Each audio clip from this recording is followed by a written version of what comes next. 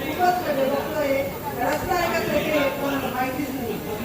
आणि खड्डे तर आहे आणि त्या खड्ड्यांमध्ये इतकं पाणी, खड्डे किती खोल आहे ते समजत नाही रस्त्यामध्ये. ही समस्या सोडण्यासाठी आमचे सहकारी अहमददादा गिरींद्र पाटील हे सोडवण्यासाठी गेले असताना त्यांच्या पायाला इतकी दुखापत झाली आहे. त्याची दक्षता कोणी घेतली का? प्रशासन तर गेलंच नाहीये. पण आपले माननीय मंत्री गिरीश महाजन भाऊ हे बघून आले त्यांना. आणि ते असे प्रतिनिधींना जर अशी दुखापत झाली आहे तर बाकीचे आपले काय करायचं, लोकांना काय करायचं याचा उत्तर तर पाहिजेच आपल्याला. आणि आपण बोला, पूर्ण बोला, मग इतरांना बोलायची संधी देते. प्रत्येकाला 2 मिनिटे कारण आपले पुढचं पण. आणि MIDC मध्ये मी स्वतः कामगार आहे.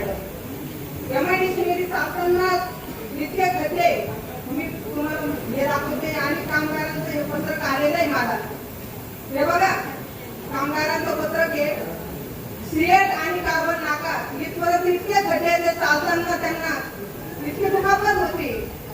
आणि ते सायकल आणि मोटरसायकलीवर चालताय आणि पायी चालताय. त्यांना पायी चालण्याला सुद्धा जागा नाहीये मॅडम. इतका खड्डे आणि चिखल झालेला आहे.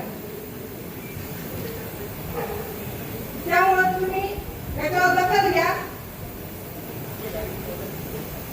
आणि रस्त्याची परिस्थिती खूपच बिकट झालेली आहे.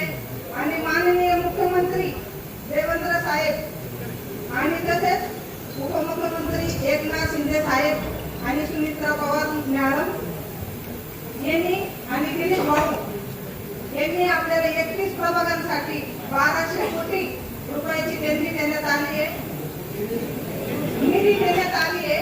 ते मी सॉरी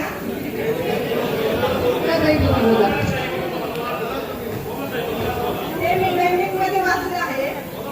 सर्वांनी अभिनंदन करते. तसेच दिवाळीनंतर आपले संपूर्ण काम शहराचे कॉलनी रस्ते झाले पाहिजे.